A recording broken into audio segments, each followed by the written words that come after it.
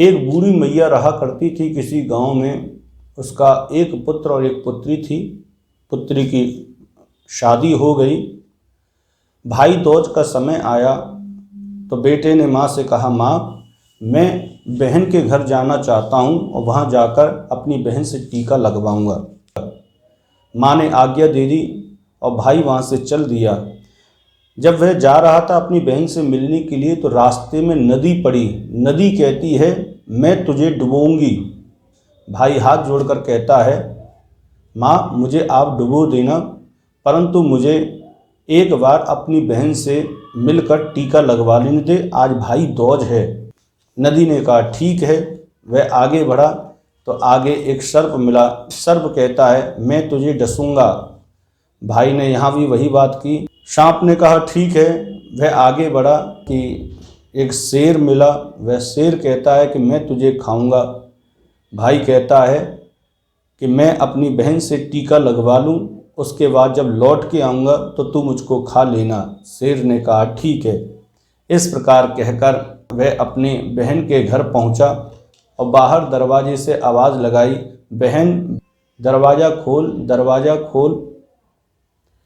भाग्यवश उस समय बहन सूत काट रही थी और सूत काटते काटते उसका सूत टूट जाता है। और ऐसी मान्यता है हिंदू सनातन धर्म में, यदि बहन के हाथ से सूत टूट जाए तो उस समय जब तक सूत ना बने तब तक वह भाई से बोल नहीं सकती। उसको बांधने में व्यस्त हो गई। आवाज़ सुन रही थी परंतु प्रत्युत्तर नहीं दे पा रही थी क्योंकि सूत नहीं बंध रहा था। इधर भाई सोचता है, बोले माँ सही कहती थी कि बहन कलहनी है, गुस्से वाली है, घमंडन है, शायद इसीलिए वो मेरी आवाज़ सुनना नहीं चाहती, उसे पसंद नहीं है मेरा यहाँ आना। भाई वहाँ से लौट के चलने लगा। उसी समय बहन का वह सूत बंध गया। वह दौड़ कर आती है, ज़ोर ज़ोर से चिल्लाती है, भाई भाई, अरे रुक जा भाई।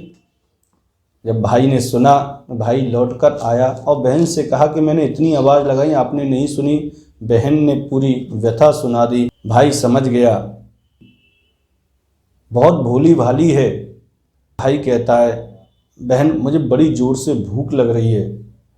बहन कहती है कि आप थोड़ी देर ठहरिए, मैं आपके लिए कुछ बना देती हूँ। बहन दौड़ कर जाती है अपनी सहेली के पास और सहेली से पूछती है, बहन मुझे एक बात बता, प्राणों से प्यारा यदि कोई आया हो घर पे तो उसको क्या बना के खिलाना चाहिए, क्या कर। सहेली ने मजाक कर दिया।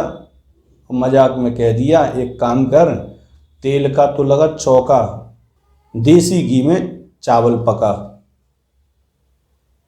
महाराज इन चीज़ों को सुन के बहन घर पे आई और उसने तेल का चौका लगाया और देसी घी में चावल को पकने के लिए छोड़ दिए। भाई को जब देखा कि बहुत देर हो गई तब वह रसोई में गया और पूछा, बहन ये क्या कर रही है।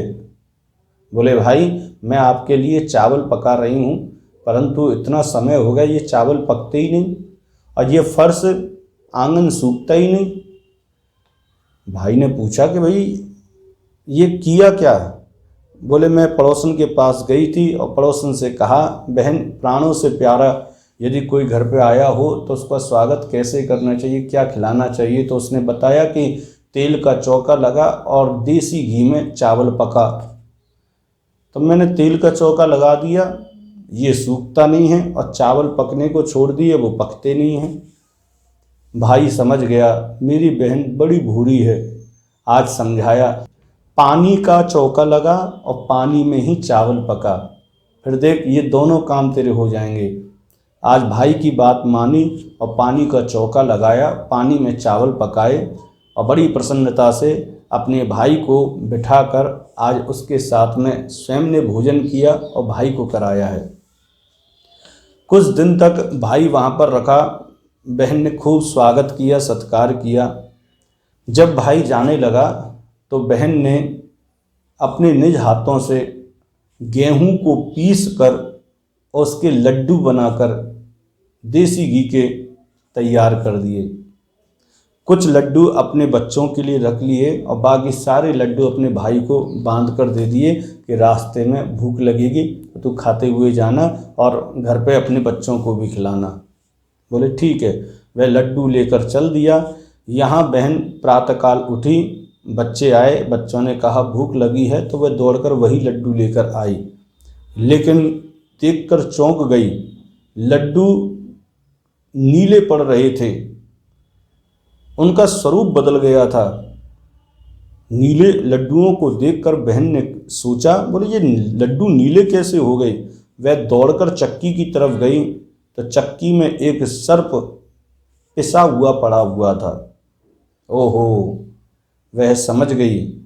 बोले ये सांप के पिस जाने के कारण सांप का जहर इन लड्डुओं में विद्यमान हो गया है।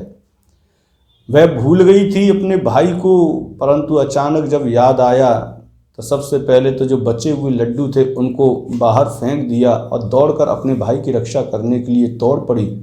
भाई को देखा कि एक वृक्ष के नीचे वह आंख बंद करके पड़ा हुआ था। उसे भय हुआ कहीं मेरे भाई ने वो लड्डू खा तो नहीं लिए। विलाप करते हुए जगाने लगी। भाई जगा तो भाई ने कहा बहन क्या हुआ, तू क्यों रोती है। तब बहन कहती है वो लड्डू कहाँ है, लड्डू जो मैंने आपको दिए थे। भाई कहता है भाई मैंने तेरे लड्डू अभी नहीं खाए हैं, तेरे लड्डू वहाँ पेड़ पर टंगे हैं। वह दौड़कर पेड़ पर लटके हुए लड्डुओं को उतारती है और वहीं गड्ढा खोद के उन लड्डुओं को मिट्टी के अंदर दाब देती है। फिर भाई को अपनी व्यथा सुनाती है जो उसके साथ में घटित हुआ। लेकिन भाई कहता है बहन तूने मेरी रक्षा करी उसके लिए बहुत बहुत साधुवाद, परंतु मेरी मृत्यु तो निश्चित है। बोले क्यों।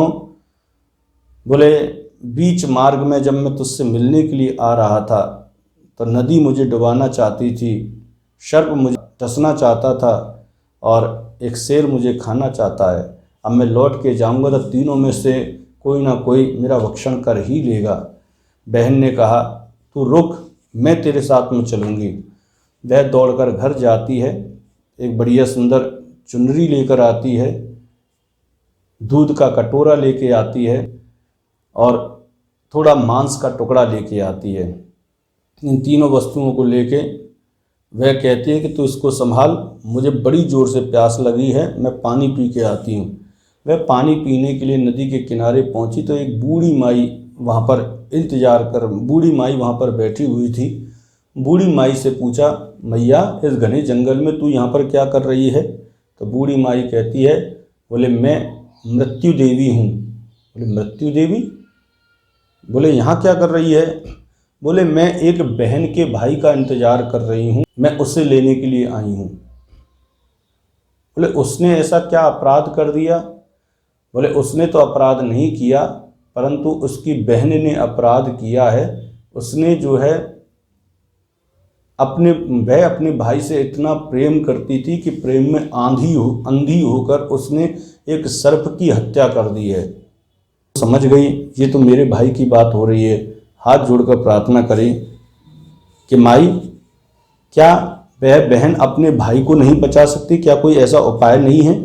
यह बूढ़ी माई कहती है कि यदि वो बहन अपने भाई को बचाना चाहती है तो जब तक उसकी शादी ना हो जाए तब तक उसको उसके साथ में रहना पड़ेगा और हर दिन उसको भला बुरा कहना पड़ेगा।